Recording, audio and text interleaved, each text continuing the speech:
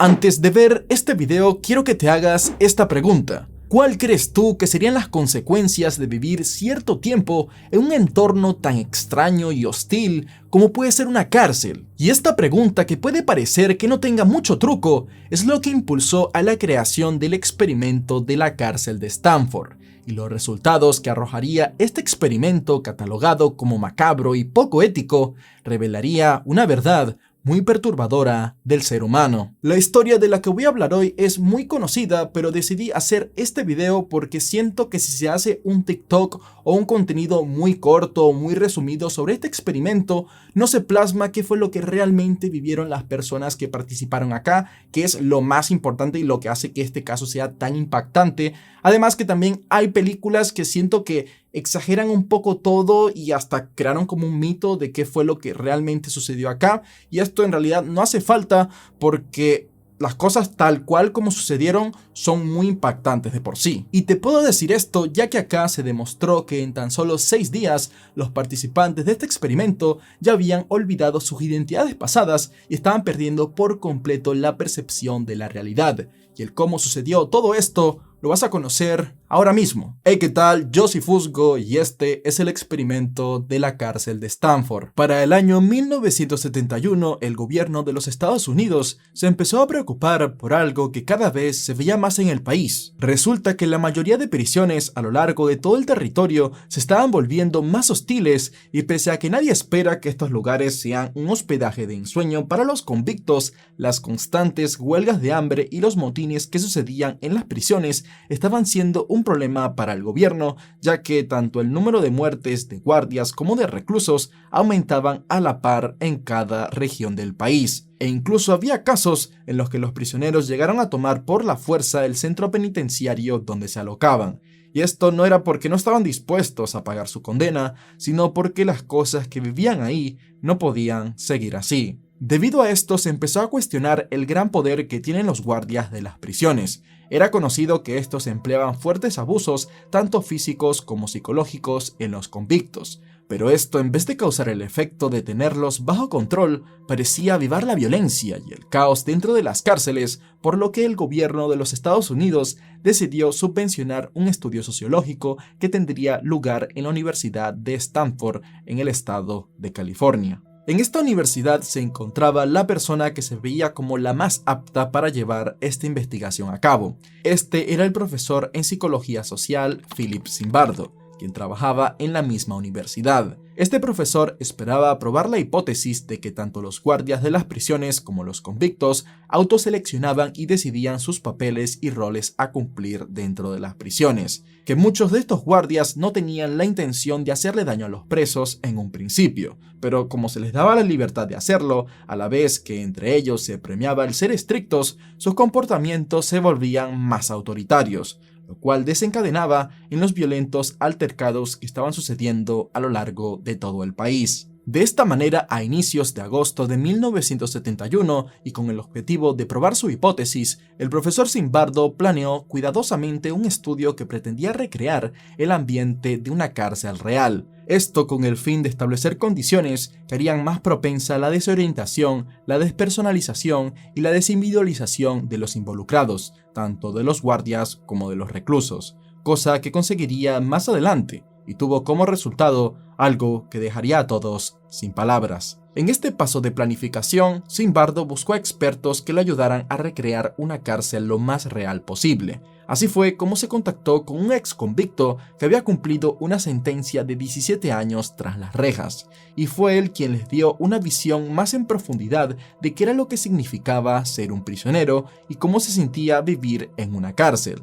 También los puso en contacto con otros ex convictos para recibir otro punto de vista del maltrato que habían sufrido por parte de los guardias, y a su vez también se contactó con algunos guardias y otro tipo de personal que laboraba en las cárceles del país. De esta manera, Philip y su equipo comenzarían a construir lo que sería conocido como la prisión de Stanford. Esta prisión y todo el experimento se llevaría a cabo en el sótano de la Universidad de Stanford, el cual fue reacondicionado con barras de acero y números que identificaban a cada una de las celdas. El espacio no era muy grande, por lo que los futuros prisioneros entrarían con los ojos vendados para impulsar aún más la distorsión del lugar en el que se encontraban, y también para que no supieran la verdadera ubicación de las celdas, pues al salir del corredor te topabas directamente con el resto del edificio universitario, así que si se les vendaba los ojos, los prisioneros no iban a tener la más mínima idea de dónde se encontraban. En este sótano también se encontraba un armario muy pequeño en el que apenas cabía una persona de pie, y Zimbardo decidió que a esta zona la llamarían el hoyo y que cumpliría la función de celda de confinamiento solitario para los prisioneros que se rebelaran ante la ley. Este tipo de confinamiento se utiliza hasta el día de hoy en muchas prisiones. Esta consiste en dejar al sujeto en una celda en completa oscuridad y casi sin ningún estímulo externo, ya sea poder hablar con otras personas, como ver la luz del sol o moverse libremente por largos periodos de tiempo. Y por último, en el sótano había una pequeña abertura a través de la cual Philip y el resto del equipo podían grabar todo lo que estaba sucediendo. Además que había un sistema de comunicación que les permitiría espiar las celdas para saber lo que los prisioneros conversaban entre ellos. También podían usar este intercomunicador para hacer anuncios a través de todos los micrófonos. En las celdas no había ventanas, ni tampoco colocaron relojes, por lo cual no había forma de llevar cuenta del paso del tiempo, lo cual resultaría luego en algunas experiencias de distorsión temporal que sufrieron los reclusos. A todo esto, ¿quiénes serían los prisioneros y los guardias de esta cárcel ficticia? Como se necesitaban a personas que se tomaran esto muy en serio, Zimbardo utilizó una parte de los fondos que le había dado el gobierno para pagarle $15 al día a quienes participaran en el estudio. Esto al cambio a día de hoy serían como $109. Y con esto Zimbardo publicó un aviso en un diario local buscando participantes. Esto resultó ser un éxito, y 70 personas se ofrecieron como voluntarios. A cada uno se le realizaron entrevistas de diagnóstico y test de personalidad para eliminar candidatos con problemas psicológicos, situaciones médicas delicadas o con historial criminal. El profesor necesitaba asegurarse que ninguno de los comportamientos extraños que pudieran mostrar los participantes dentro de la cárcel estuviera afectado por una condición previa. Tras todas estas pruebas, Zimbardo se quedó con un grupo de 24 hombres quienes eran estudiantes universitarios. Estos al momento vivían en el área de Stanford y el profesor destacó que los 24 elegidos habían expresado en todas las pruebas reacciones y comportamientos perfectamente normales, que ninguno había demostrado ser propenso a la violencia y que todos venían de hogares sanos de clase media. Una vez ya elegidos los participantes, ahora se necesitaba separarlos. Esta vez el profesor dejó a todo a manos del azar y decidió lanzar una moneda para dividir a estos voluntarios en dos grupos. Y de estos, 12 serían guardias y los otros 12 serían prisioneros, y por la aleatoriedad no había ninguna diferencia notable entre los jóvenes de los dos lados, tanto física como mentalmente hablando. De estos 24, 3 de los guardias y 3 de los prisioneros no fueron convocados al inicio del experimento. Estos funcionaban como suplentes en caso de que se presentara algún imprevisto con otro participante y se necesitara rellenar un puesto dentro de la prisión. Por su lado, Philip Zimbardo se designó a sí mismo como superintendente de la prisión. Él pondría las reglas y tomaría todas las decisiones importantes. A su vez, contaría con un ayudante. Este era otro psicólogo que había estado interesado en colaborar y a quien le dio el cargo de alcaide de la prisión. Y una vez ya decididos los roles que cumpliría cada uno de los voluntarios, comenzaba el trabajo de instruir a los guardias para que estos cumplieran el rol de hacer sentir a los prisioneros como tales. El día anterior al inicio del experimento, el 13 de agosto de 1971, los guardias asistieron a una breve reunión de orientación. Esta no fue muy extensa, ya que no habían muchas reglas explícitas por parte de Zimbardo, y la única regla que estaba así muy marcada era que tenían prohibido ejercer la violencia física. A estos guardias principalmente se les dijo de que era su responsabilidad dirigir la prisión y que para mantener el orden en esta podían hacer lo que creyesen más conveniente. Y Zimbardo concluiría esta reunión con los guardias diciéndoles las siguientes palabras, y cito: "Ustedes pueden producir en los prisioneros que sientan aburrimiento, miedo hasta cierto punto. Pueden crear una noción de arbitrariedad y de que su vida está totalmente controlada por nosotros, por el sistema. Ustedes, yo, incluso la sensación de que no tendrán privacidad. Vamos a despojarlos de su individualidad de varias formas. En general, todo esto conduce a un sentimiento de impotencia. Es decir, en esta situación tendremos todo el poder y ellos no tendrán ninguno. Por otro lado, a los que iban a cumplir el rol de prisioneros se les pidió que esperaran tranquilos y que un equipo los iba a buscar a sus casas el día del inicio del experimento. Pero esto no iba a ser tan fácil. Zimbardo tenía planes ocultos para hacer que los 12 jóvenes sintieran más real la experiencia de ser detenidos. Resulta que el profesor había pedido la ayuda de la policía y fueron entonces miembros de la policía local de Stanford quienes se encargaron de arrestar a cada uno de los voluntarios en las puertas de sus casas. Y aunque esto era algo falso, se realizaron todos los arrestos siguiendo estrictamente el protocolo de manera que parecía algo real, pues recorrieron toda la ciudad deteniendo a cada uno de los jóvenes como parte de un arresto en masa,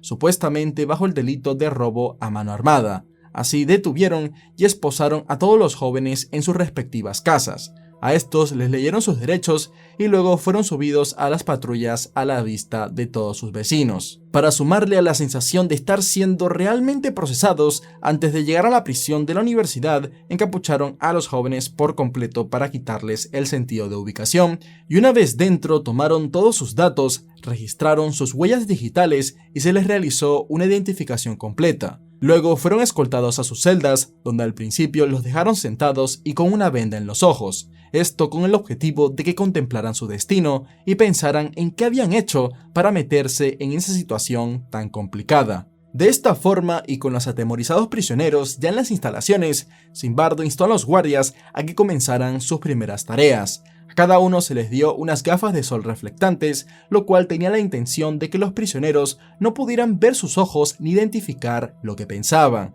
También se les dio un silbato que colgaron en sus cuellos y una porra de policía. Los guardias estarían identificados por sus apellidos o nombres de pila, a diferencia de los prisioneros, a quienes solo se los podía identificar por un número que los distinguía de los demás y que estaba bordado en la espalda y frente de la ropa que les habían dado al entrar a la prisión. Luego de esto, los prisioneros, todos desorientados y con los ojos vendados, fueron llevados al corredor de la prisión, donde los guardias hicieron que se quitaran toda la ropa y procedieron a hacerles un cacheo corporal, a la vez que lo rociaban con un spray desconocido que supuestamente servía para eliminar piojos y otros parásitos o bacterias que pudieran haber traído desde afuera al ambiente de prisión. Por supuesto, esto no era así, pero darles la sensación de que podían contaminar la prisión o de que estaban sucios contribuía al objetivo de degradarlos cada vez más, empezando por algo simple, pero que a la vez ayudaba a que vieran al instituto de la prisión como algo a respetar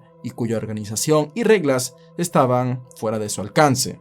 Luego de esto se les obligó a los prisioneros a ponerse pantimedias en la cabeza durante su estadía en prisión para que sintieran algo parecido a como si hubiesen sido rapados al entrar, lo cual es un procedimiento que se lleva a cabo en muchas de las prisiones del mundo y hay información que afirma que esto elimina un poco la percepción de individualidad del recluso, lo convierte en uno más dentro del ambiente de prisión. Y esto sumado a que los llamaban por su número y no por nombres, los prisioneros poco a poco se alejaban de sus identidades que tenían fuera de la cárcel. A continuación, los guardias les dejaron vestirse, pero con un uniforme entregado por ellos y que consistía en algo así como una bata de hospital y no les permitieron ponerse su ropa interior. Esto sumado a una cadena de acero colocada alrededor de sus tobillos y que hacía un ruido muy particular. Esto se le ocurrió a Zimbardo para desmoralizar aún más a los prisioneros, recordándoles a cada momento lo opresiva que era la situación en la que estaban, y estos detalles prácticamente de inmediato surtieron efecto en los reclusos. Según Zimbardo, los voluntarios ya empezaban a caminar diferente, se sentaban diferente, había algo que había cambiado en ellos. Claramente se veía como poco a poco encajaban y entendían aún más su rol como prisioneros. Aunque no todo iba a ser tan fácil en el desarrollo del experimento. Recordemos que eran 9 prisioneros y algunos todavía no veían a los guardias como una fuerza superior a ellos, pero para haber pasado tan solo unas cuantas horas no se podía esperar mucho. También tomemos en cuenta que poco antes tanto guardias como prisioneros eran personas completamente similares, pero en tan solo 24 horas esto iba a empezar a cambiar. En la cárcel de Stanford no habían relojes y los prisioneros tampoco iban a tener ni un vistazo al mundo exterior hasta finalizado el experimento, y tampoco contaban con estímulos a sus sentidos que sirvieran para acelerar o hacer más tolerable el paso del tiempo. No había televisiones, ni radios, ni nada que pudiera distraerlos de la sensación de estar encerrados y ser prisioneros. Y para que tengas en cuenta la magnitud de los resultados de este experimento, recuerda que estos chicos solo estaban ahí por haber respondido a un anuncio en el periódico. Y aunque habían firmado un acuerdo de participación, en este solo indicaba que ellos deberían esperar solo un poco de acoso por parte de los guardias, así como poco o casi nulo respeto hacia su privacidad, y también debían considerar que recibirían apenas la mínima dieta requerida para subsistir durante los 15 días que pretendía durar el experimento. Las cosas comenzaron a intensificarse de a poco y la sensación de superioridad por parte de los guardias comenzó a subir algunos escalones alrededor de las 2:30 am del segundo día del experimento. Resulta que guardias del turno noche empezaron a conversar entre ellos sobre los métodos de control que podían aplicar sobre los reclusos para reafirmar su autoridad. Todo esto sin ninguna intervención ni participación del profesor Zimbardo ni de otros académicos. Esto era bastante curioso. Y había que ponerle un ojo encima, ya que el estudio no era solo para analizar el comportamiento de los prisioneros, sino también el de los guardias. Y de esta conversación los guardias llegaron a la decisión de que para imponer dominancia sobre los prisioneros debían hacer un conteo de reclusos, una actividad que comenzaría en ese momento y que se realizaría a lo largo de todo el experimento en varias ocasiones, generalmente de noche, para disgusto de los prisioneros.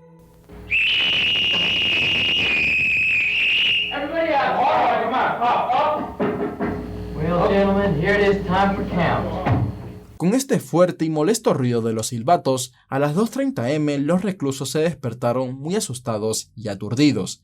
Cabe destacar que los guardias sí recibieron una buena dieta y descansaron todo el día para tener energías a la noche, y los prisioneros no, tal como pasa en una cárcel real. Acto seguido, los guardias obligaron a los reclusos a levantarse de sus camas y a quedarse de pie mientras ellos realizaban el conteo nocturno. Aquí ya comenzarían los primeros enfrentamientos frontales, ya que los prisioneros se vieron en la necesidad de rebelarse ante estos aires de abuso de poder. Por otro lado, los guardias tampoco estaban del todo acostumbrados a su rol de poder, ya que de un día a otro les dieron una autoridad muy grande, así que no sabían tampoco actuar muy bien ante el conflicto, y estos acudieron a Zimbardo, ya que este tenía el papel de superintendente y creían que él podía ayudarles a mantener el orden de la manera más óptima. Pero el profesor prácticamente les ignoró, indicándoles que los problemas dentro de la prisión era una situación que debían controlar por sí mismos como personal carcelario, y que más allá de los límites que ya habían trazado sobre la violencia física,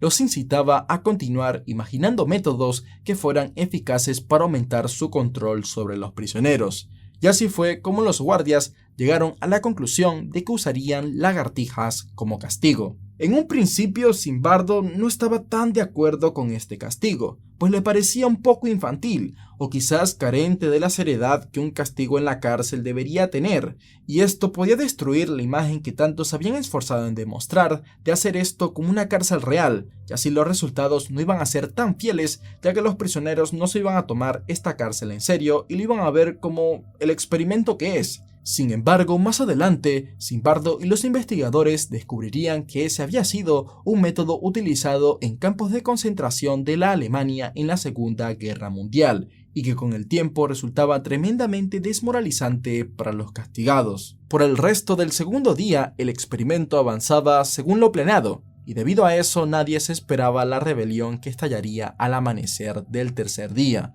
Resulta que los prisioneros se habían quitado las medias de la cabeza, además que se habían arrancado los números de sus uniformes que los identificaban y se habían encerrado en una de las celdas haciendo una barricada con 2 de las camas que tenían. Los guardias del turno nocturno estaban enojados y frustrados con la situación, pues los prisioneros hasta habían comenzado a insultarlos desde la celda en la que se encontraban. Y lo sorprendente de este suceso fue que cuando los guardias de la mañana llegaron a la cárcel, se enfadaron muchísimo con los del turno nocturno, pues consideraban que esto habían sido demasiados permisivos y buenos con los prisioneros y se propusieron a solucionar el asunto de la rebelión por cuenta propia. Tanto Zimbardo como los otros investigadores dijeron que fue tremendamente sorprendente observar cómo estos guardias decidieron resolver la situación y que este actuar no haría más que incrementar la tensión en la cárcel, pero por el bien del experimento, ante esto el profesor decidió no intervenir. Para solucionar esto, los guardias de la mañana decidieron llamar a los 3 refuerzos que no habían ingresado el primer día, y al llegar entre todos decidieron que responderían a las medidas de fuerza con más fuerza, así que buscaron un extintor de incendios que había en las instalaciones y utilizaron el dióxido de carbono en su interior para alejar a los prisioneros de la puerta y barrotes.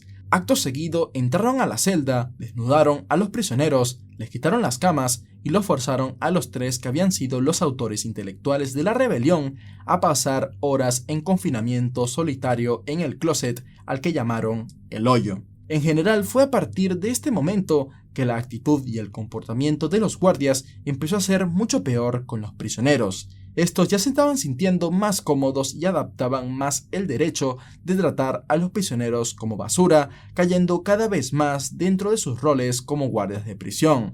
Su forma de actuar era tan marcada que parecía como si hubiesen olvidado que estaban haciendo un experimento. Luego de esto, los mismos guardias llegaron a la conclusión de que no podían haber 9 de ellos las 24 horas dentro de la prisión preparados para emplear la fuerza bruta, pero a la vez querían evitar futuros levantamientos y rebeliones, por lo cual pensaron en qué podían hacer hasta que uno de los guardias llegó a una respuesta diciendo, y cito, «Deberíamos usar tácticas psicológicas en vez de la fuerza física». Así fue como los guardias designaron una celda como la celda privilegiada. Esta actuaba como recompensa al buen comportamiento y los 3 prisioneros menos involucrados en la rebelión que se había desatado fueron llevados a esa celda. A estos les devolvieron sus uniformes y sus camas, además que se les permitió bañarse y lavarse los dientes. A los demás, en las 2 celdas restantes, no se les dio ninguno de estos privilegios. Y cuando estos 3 prisioneros volvieron de las celdas privilegiadas, los otros comenzaron a pensar que estos 3 ahora eran informantes, y así se empezó a ver un ambiente de pesadez y desconfianza mutua entre los mismos prisioneros, que ahora ya no parecían tan buenos camaradas. Y como resultado de esta rebelión, uno puede pensar que los prisioneros ahora terminaron siendo más amigos, ya que estaban haciendo algo juntos, pero no, terminaron enemistados. Y por otro lado, los guardias ahora estaban más unidos. De la nada, para ellos esto ya no parecía ser un experimento. Ahora los guardias veían a los prisioneros como buscadores de problemas, que querían destrozarles el trabajo o causarles algún daño siempre que tuviesen la posibilidad. Las cosas comenzaron a complicarse luego del tercer día, ya que uno de los prisioneros, cuyo número era 8612, comenzó a sufrir de problemas emocionales severos, pensamiento desorganizado y llanto incontrolable. Sin embargo, acá pasaría algo que no estaba dentro de los planes, ya que al parecer Zimbardo y sus ayudantes también estaban siendo afectados por el experimento. Esto porque en vez de actuar como alguien ajeno, estaban pensando como autoridades de una prisión. Por lo cual, tras interrogar a este joven para ver qué le pasaba, el primer pensamiento de Zimbardo fue que el prisionero estaba intentando engañarlos para que lo liberaran. Cosa que carece de sentido, ya que esto era un experimento y en teoría cualquiera podía irse cuando le diera la gana. ¿O no? Luego de volver a su celda, el prisionero 8612 comenzaría a decirle a sus compañeros: «No puedes irte de acá, no puedes renunciar». Él comentaba esto aterrado, y este mensaje causó escalofrío en los demás, aumentando la percepción de que realmente estaban siendo prisioneros. Y por si no fuera suficiente, poco después este chico comenzaría a gritar y a actuar como un loco, saliéndose de control, por lo cual ahora el profesor Zimbardo se convenció de que realmente este joven la estaba pasando mal y que lo mejor era dejarlo ir. Según lo estipulado, para el cuarto día los prisioneros tenían el derecho a recibir una visita por parte de sus familiares. Esto se planeó teniendo en mente que el efecto psicológico de estar acá por estos días no iba a ser tan grande en los prisioneros, y viendo en el estado en el que se encontraban, era muy probable de que algún padre se quisiera llevar a su hijo de vuelta a casa, pero Zimbardo no podía dar vuelta atrás, por lo que ordenó a bañar y afeitar a los prisioneros y también les dio una buena comida. Al resto de guardias se les encargó reacondicionar la prisión. Incluso pusieron música a través del intercomunicador y pusieron a una porrista de la universidad para que hiciera el papel de recepcionista.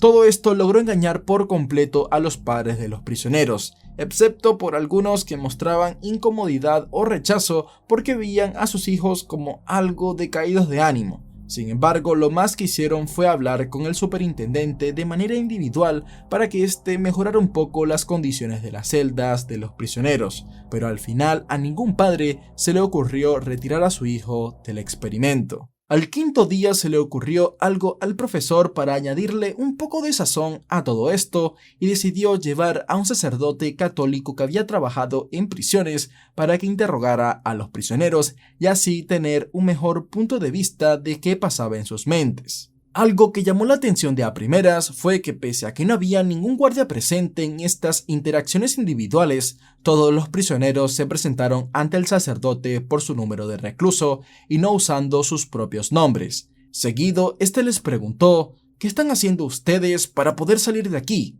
Y los chicos solían verse confundidos y derrotados ante esta pregunta, por lo que para seguirles el juego, el sacerdote les explicó que la única forma de salir de acá era con la ayuda de un abogado. Y lo increíble era que estos chicos genuinamente estaban de acuerdo. Para nada ninguno de ellos llegó a la conclusión de que si querían irse podían hacerlo cuando sea, ya que al final esto era un experimento, ¿no? Para alimentar la teoría de que estos jóvenes ya habían abandonado sus identidades pasadas y ahora se veían a sí mismos como prisioneros, a Zimbardo se le ocurrió designar un falso comité de libertad condicional formado por algunos consultores y ayudantes que decidirían si liberar a los prisioneros o no. Acá se hicieron varias charlas individuales con cada uno de ellos en las que les preguntaron si estaban dispuestos a dejar de lado el pago que ya habían acordado al inicio del experimento a cambio de ser dejados en libertad, y todos dijeron que sí. Aquí realmente los prisioneros podían haber abandonado el experimento en ese mismo momento, pues supuestamente se habían ofrecido como voluntarios por el pago que iban a recibir, pero cuando el comité les dijo que volvieran a sus celdas para deliberar si merecían la libertad condicional o no, ellos cumplieron la orden y cuando se les dijo que no les iban a otorgar esta libertad condicional, se podía ver a estos jóvenes abatidos y llenos de cólera. Pero ninguno se percató de que podrían haber abandonado el experimento si así lo querían. Estaban tan metidos en su percepción de ser prisioneros que sentían que su derecho a la libertad dependía enteramente de las autoridades de la prisión. Como dije al principio del video, este experimento terminó al sexto día, pero antes de llegar a su conclusión, creo oportuno hablar de las cosas más raras que sucedieron en él. Primero, en la noche del tercer día, un guardia juró escuchar a los prisioneros hablar sobre una fuga masiva el día de las visitas familiares, y esto volvió loco a Zimbardo, quien actuó más como el superintendente que como el psicólogo a cargo de este experimento. Esto porque le pidió ayuda personalmente al jefe de la policía de la ciudad para que evitara la fuga, a lo que el oficial le dejó en claro que pese a que el gobierno le interesaba este experimento, él no podía hacer tal locura como detener a estos prisioneros ficticios. Y acá Zimbardo se molestaría fuertemente consigo mismo porque en ese momento se dio cuenta de que él mismo también se había tragado su papel en el experimento. Otro punto que llamó mucho la atención era que los guardias estaban llegando a un nivel de sadismo clínico muy alto. Estos aumentaban su crueldad con el pasar de los días y disfrutaban de ello, y la prueba era que ninguno quiso renunciar jamás debido a los castigos poco éticos que imponían, como el obligar a los prisioneros a limpiar los retretes con nada más las manos al aire y hacer saltos de rana y flexiones hasta que no podían más. Y pese a todo esto, ninguno de los guardias llegó tarde al trabajo y ninguno se reportó enfermo ni exigió paga extra por las veces que los llamaron fuera del horario. Otro caso extraño fue el del prisionero 819. Un día Zimbardo lo escuchó llorar desconsoladamente y corrió a su celda. Seguido, este joven le dijo que estaba llorando porque sus compañeros los despreciaban diciéndole que él era un mal prisionero. Viendo esto, Zimbardo se ofreció a retirarlo del experimento, pero el joven se negó, aclamando que no podía irse ahora porque sus compañeros decían que él era un mal prisionero, y pese a que se sentía mal, él aún quería demostrarle a los demás que él no era un mal prisionero. En este momento, Zimbardo ya había reconocido de que se le había pasado la mano con alguno de los prisioneros, así que le dijo a este chico: oye, tú no eres el 819, tú eres fulano de tal y yo soy el doctor Zimbardo. Soy psicólogo, no superintendente penitenciario, y esta no es una prisión real. Este es solo un experimento y esos son estudiantes, no prisioneros. Tú también, vámonos. Al escuchar esto, 819 dejó de llorar súbitamente y miró a Zimbardo como un niño aliviado al ser despertado de una pesadilla, y luego dijo con la cabeza agachada: bueno, vamos. Como reemplazo entraría el prisionero 416, y todo indica que como él vivió el choque de la libertad a la prisión muy rápido, este joven, al ver cómo eran las cosas acá, quiso renunciar de inmediato. Pero los otros prisioneros le convencieron de que no había forma, que la fuga era una fantasía y que el único modo de salir de ahí era con la ayuda del Comité de Libertad Condicional, y a cada rato le repetían que esa era una prisión real. Pero 416 no se quedó de brazos cruzados y emprendió una huelga de hambre. Y después de varios intentos fallidos de alimentarlo por la fuerza, los guardias lo enviaron a confinamiento solitario durante 3 horas, en las que lo obligaron a sostener las salchichas que había rechazado comer. El resto de los prisioneros lo vieron como un alborotador que solo buscaba causar problemas, y como plan maligno los guardias le ofrecieron a los otros prisioneros la opción de sacar al 416 de un confinamiento solitario por toda la noche a cambio de que entregaran sus mantas y pasar frío.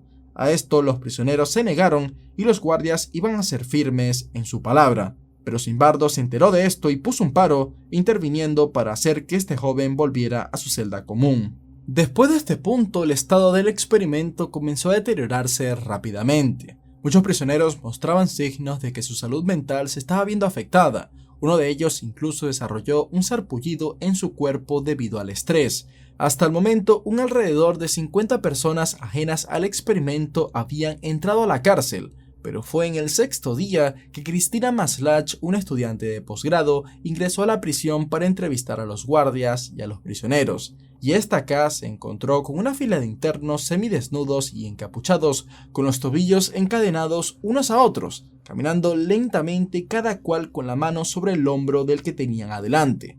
Acto seguido, ella le pregunta a un guardia: oye, ¿por qué hacen esto? Y el hombre le respondió: así es como conducimos a los prisioneros al sanitario. Cristina, indignada por lo que había visto, se acercó al profesor Zimbardo diciéndole que la prisión se encontraba en unas condiciones pésimas y que se alejaban de lo moralmente correcto. De esta manera, el profesor entró en razón y decidió el 20 de agosto de 1971 cancelar el estudio que originalmente iba a durar 2 semanas, habiendo pasado tan solo 6 días de haber iniciado. Luego de finalizado, el estudio de la cárcel de Stanford fue ampliamente criticado por su falta de ética y ni siquiera se podía decir: bueno, el daño ya está hecho, así que vamos a ir directamente a las conclusiones de este experimento, ya que esto fue catalogado como no válido, pues no encajaba dentro de los límites del método científico, y como fue un trabajo de campo, no se pudieron llevar a cabo los controles científicos tradicionales que se ven en los estudios universitarios que todos conocemos. Además, como Philip Zimbardo no fue un mero observador, sino que también participó activamente en su propio experimento como superintendente de la prisión, se consideraron muchas de las conclusiones que el profesor extrajo como subjetivas y basadas en anécdotas personales de los investigadores más que en hechos científicos comprobables. Que queden claro que el motivo de este video no es para decir: ay, pobrecitos los presos, por favor denle una play, un sauna, wifi, una piscina en la celda, todo lo que quieran. No, el motivo de este video es porque me pareció muy interesante qué tanto puede definir tu entorno. O sea, no solamente te influye, sino prácticamente casi como que te define, y eso no solamente se traslada a la cárcel, sino también a las personas que te criaron o a quienes son tus amigos. Y por decir eso, hace unos videos me funaron, vaya. cosa que es para otro video ya. Y bueno, pues me pareció muy interesante eso, que yo pensaba antes que, no sé, que tú cuando salías de la cárcel, a lo mucho lo que te podía pasar es que te costaba un poco interactuar con la gente, que ahora tenías un agujero un poco más grande que otro y ya está. Pero no parece ser así.